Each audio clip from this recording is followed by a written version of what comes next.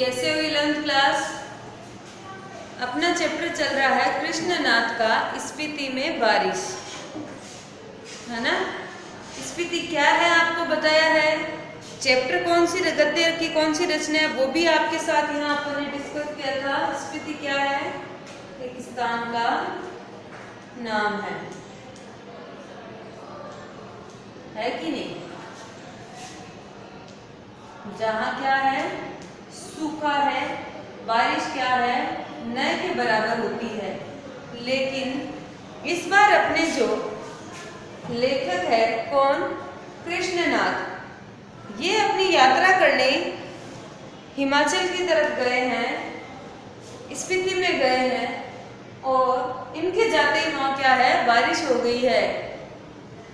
तो वहाँ के लोगों का यही मानना है कि आपकी यात्रा क्या है? हमारे लिए शुभ है। होता है ना, कोई काम बहुत दिनों से अपने अटका हुआ रहता है और संयोग ऐसा बनता है कि उस दिन कोई किसी का आना हो गया या कुछ भी कोई रीजन है और उसी दिन वो काम हो गया टला हुआ जो था और वो पूरा हुआ है, तो फिर अपन को ऐसा लगता है, एक शुभ संकेत अपन को क्या है? दिखाई देता है। अपन ने चैप्टर रीड किया था, सर्वप्रथम कृष्णनाथ का परिचय पढ़ा था, फिर चैप्टर पढ़ा था कि स्पीति क्या है? एक छोटी जगह है और बहुत कम लोग वहाँ रहते हैं, क्योंकि वहाँ ना तो कोई भोजन की ऐसी व्यवस्था है, ना कोई पेड़ पौधे हैं, ना कोई पानी की व्यवस्था है, ना बिजली है, कुछ नहीं था। लेकिन फिर भी वहाँ कुछ लोग वहाँ निवास कर रहे थे, क्योंकि वो वहीं के लोग थे और उस स्थान को छोड़ना नहीं चाह रहे थे। उनका जो भी रीजन था वो यहाँ क्लियर बताया नहीं गया है ना। तो अपन सर्वप्रथम देखते, अपन ने पढ़ा था 1901 पढ़ा था ना कि 1901 के आधार पर वहां की जनसंख्या क्या है? 3231 देखा था ना। फिर अपन ने आंकड़ा देखा, बीच में और भी देखा था 2002 का, जो कि बढ़कर क्या हो गई है? हुई ना। ध्यान करना, छोटा क्वेश्चन भी बनता है कि नहीं भाई। जैसा जो चैप्टर है एक यात्रा वृत्तांत है, यात्रा वृत्तांत गद्य की किस प्रकार की रचना होती है मैंने आपको बताया था कि किसी भी लेखक के द्वारा या किसी के भी द्वारा की गई यात्रा का जो अनुभव है, भले वो अच्छा है बुरा है, जैसा भी अनुभव है वो ज्यों का त्यों, है ना। गद्य साहित्य में लिखना हिंदी गद्य की कौन सी कहलाएगी विधा? यात्रा वृत्तांत, ठीक है ना। फिर बात कर रहे थे स्पीति में बारिश की। उसमें आपको बताया कि 1901 में 3231 वहां की जनसंख्या थी। अब उसका आंकड़ा क्या हो गया है? 34,000, ठीक है ना। अपन ने वहां की भौगोलिक स्थितियां भी पढ़ी थी, थोड़ी बहुत पढ़ी है, थोड़ी अब पढ़ेंगे कि कैसा वहां ऊबड़ खाबड़ क्या है, पहाड़ों का रास्ता है पथरीला, इसीलिए वहां जाना भी बहुत कम होता है लोगों का और इतिहास में स्पीति का नाम भी क्या है? नहीं मिलता है। लेकिन अब क्या है? थोड़ा बहुत इसका क्या है? नाम आया और अपने लेखक यात्रा करके आ गए, तो अपन तो स्पीति की पूरी यात्रा ही कर लेंगे, ऐसा ही है ना। तो देखिए 1873 में स्पीति रेगुलेशन पास हुआ, जिसके तहत लाहौल और स्पीति को विशेष दर्जा क्या है? दिया गया। कब हुआ था? 1873 में, है ना। जो रेगुलेशन पास हुआ उसके बाद में स्पीति का थोड़ा महत्व हुआ, ठीक है ना। ब्रिटिश भारत के अन्य कानून यहाँ नहीं लागू होते थे। रेगुलेशन के अधीन प्रशासन के अधिकारी नौनों के दिए गए, जिसमें क्या है? माल गुजारी इकट्ठा करना और छोटे छोटे फौजदारी के मुकदमों का फैसला करना भी शामिल था। नौना एक स्थानीय शासक की बात हो रही थी, वो मैंने आपको पहले भी बताया था, है ना। जो वहां का स्थानीय जो शासक है या जिसे अपन स्थानीय राजा के बारे कहें, तो उसकी ये किसके लिए आया था? नौनों के लिए, है ना, या नहीं आया था? बताया था ना आपको। फिर अपन बात करते हैं किसकी? आंकड़े मैंने आपको पहले ही बता रखे हैं। अब अपन क्या कर रहे थे? चैप्टर रीड कर रहे थे ना। तो आगे देखिए, जो स्थानीय शासक है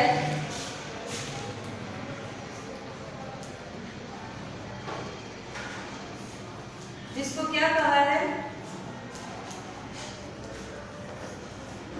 कहा है ना। अब देखिए क्या कहा इन्होंने कि छोटे छोटे फौजदारी के मुकदमों का फैसला करना भी शामिल था। उसके ऊपर के मामले वह कमिश्नर के पास क्या है, भेज देते थे। कि जब 1873 में वहाँ एक्ट पास हुआ तो स्पीति जो क्षेत्र था, तो वहाँ जो स्थानीय शासक जो कि नौनो हुआ करता है, वहाँ के छोटे मोटे मुकदमे अपने पे ही क्या है, हल किया करता था।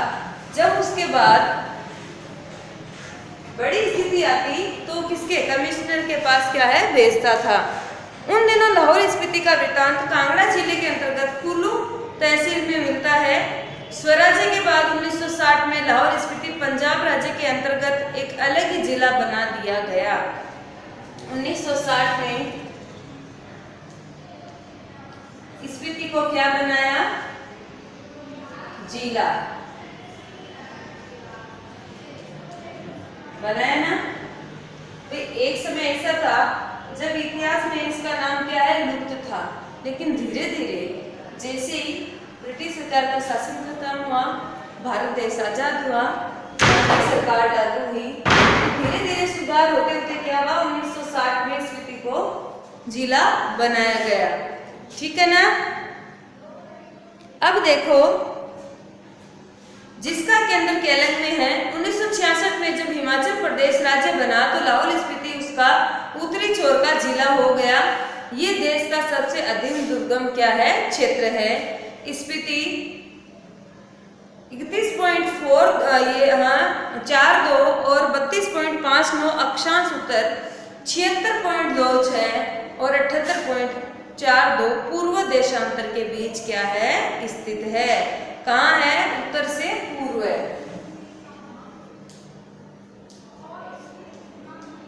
है ना। उत्तर से पूर्व की तरफ क्या है, देशांतर की तरफ फैला हुआ है। अब कितना फैला हुआ है वो आपको यहाँ बताया है, 31.42 से लेकर 32.52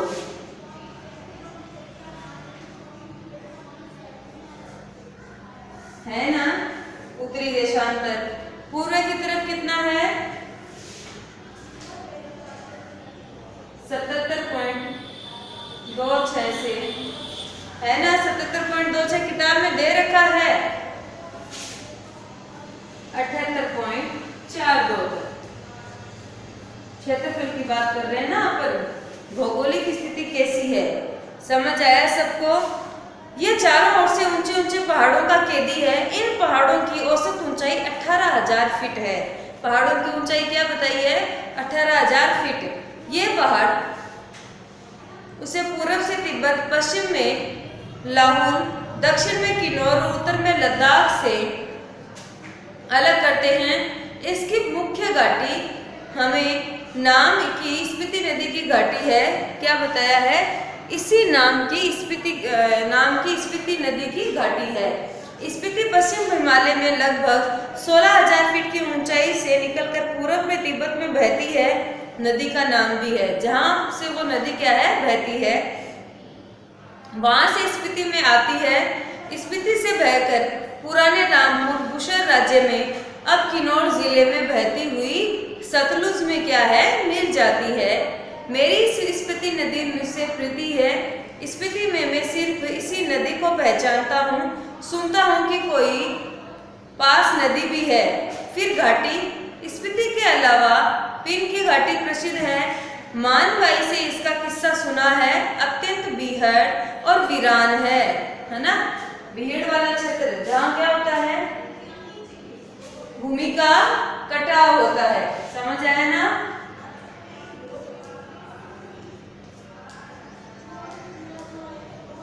बीहड़ का मतलब क्या है, भूमि का कटाव होना। आपने पढ़ा भी है ये कि अत्यंत बीहड़ और वीरान है। इनमें से शायद स्पीति की घाटी ही आबाद है।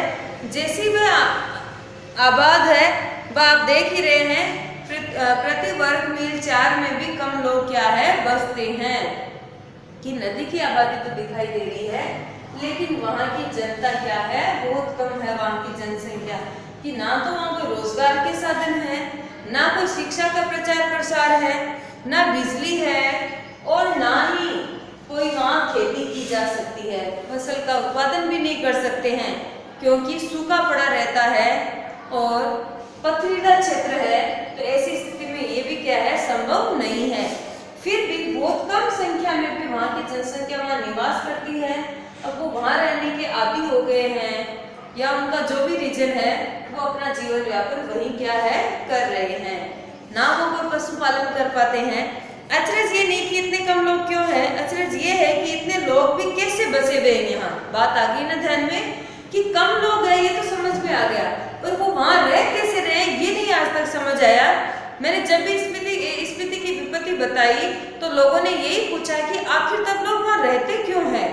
8-9 महीने से इस दुनिया से कटे हुए हैं, ठंड में ठिठुर रहे हैं, सिर्फ एक फसल उगाते हैं, लकड़ी भी नहीं है और घर गर्म रख ताकि घर गर्म रख सके। बात आई ना ध्यान में कि वहाँ लकड़ी भी नहीं है बहुत मात्रा में कि अपने घर को क्या है गर्म रख सके। एक फसल का क्या है उत्पादन करना होता है, उसी से अपना जीवन व्यापन क्या है करना होता है। बात आ रही है ना ध्यान में। इतने संसाधनों की कमी होने के बाद भी स्पीति में लोग कैसे रहते हैं ये आज तक हमें समझ नहीं आया है। आ रही है ना बात ध्यान में। फिर आप देखिए कि वृत्ति नहीं है, फिर क्यों रहते हैं? क्या अपने धर्म की रक्षा के लिए रहते हैं, अपनी जन्मभूमि के ममत्व के कारण रहते हैं, या इस मजबूरी में रहते हैं कि कहीं और नहीं जा सकते?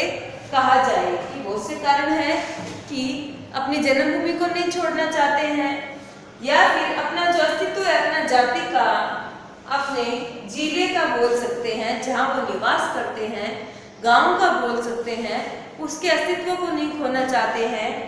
या फिर क्या रीजन दिया है कि वो वहीं रहे हैं तो कहीं और जाने का उनमें साहस नहीं है। जैसा भी कारण है, कहाँ रहते हैं सबके सब स्पीति में ही निवास करते हैं। भले ही उनके पास संसाधनों की कमी है, उनका जीवन संघर्ष में है, कारण जो भी रहा होगा, लेकिन उन्होंने अब तक स्पीति को क्या है नहीं छोड़ा है। बात आ गई ना ध्यान में। इतनी ठिठुरन रहती है, बहुत ज्यादा ठंड होने के बाद भी वो उस स्थान को छोड़ने के लिए तैयार नहीं है।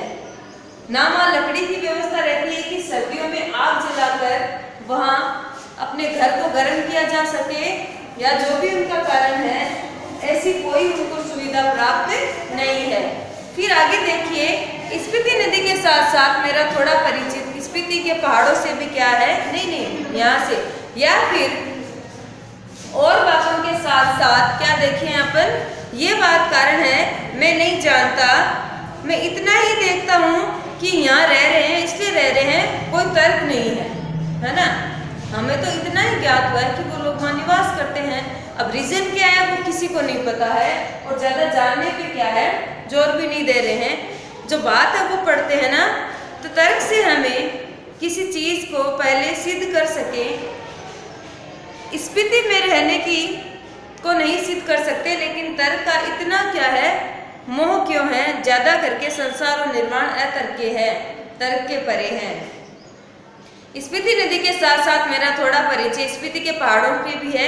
स्पीति के पहाड़ लाहुल से ज्यादा ऊंचे, नंगे और भव्य है, अर्थात क्या है दिखने में तो बहुत सुंदर है, लेकिन हरियाली नाम की चीज नहीं है, एक भी पेड़ पौधा नहीं है, बंजर भूमि के समान है, बंजर पहाड़ है। इनके सिरों पर स्पीति के नर नारियों का आर्तनाद क्या है जमा हुआ है। शिव का अट्ठास नहीं, हिम का आर्तनाद है, ठिठुरन है, गलन है, व्यथा है। आर्तनाद क्या है? क्या है बेटा? दर्द भरी आवाज है कि नहीं? ये तो अपन को अब पता ही चल रहा है दर्द भरी आवाज क्यों है ना। इन पहाड़ों से मुझे क्या आभास होता है बताइए, क्या आभास होता कि स्पीति के नर नारियों का आर्तनाद की उनकी पीड़ा, उनका दुख दर्द वहाँ क्या है जमा हुआ प्रतीत होता है, क्योंकि उनके पास किसी प्रकार की सुविधाएं नहीं है। हिम का आर्तनाद है, ठिठुरन है कि बर्फ तो बहुत ज्यादा जमती है ना, तो ठंड भी क्या है बहुत ज्यादा है। इस व्यथा की कथा इन पहाड़ों की ऊंचाई के आंकड़ों में नहीं कही जा सकती। फिर भी जो सुंदरता और को इंच में मापने के अभ्यासी है वह भला पहाड़ को कैसे बक सकते हैं। वे ये जान ले कि स्पीति मध्य हिमाचल की घाटी है जिसे वे हिमालय जानते हैं। स्केटिंग, सौंदर्य प्रतियोगिता, आइसक्रीम और छोले भटूरे, कुल्लू मनाली, शिमला, मसूरी, नैनीताल, श्रीनगर, वह सब हिमालय नहीं है, हिमालय का तलुआ है। बात आ गई ना ध्यान में कि स्पीति की ऊंचाई तो और भी ज्यादा है, ये सब तो क्या है उसका तलुआ अर्थात नीचे का छोर है। शिवालिक या पीर पंचाल या ऐसा ही कुछ उसका नाम है। ये तलहटी है, रोहतांग जोत के पार मध्य हिमाचल, इसमें ही लाहौल स्पीति की घाटियां हैं। इन घाटियों की औसत ऊंचाई नापी गई है। श्री कनिगम के अनुसार लाहौल की समुद्र की सतह से ऊंचाई कितनी है? 10,535 फीट।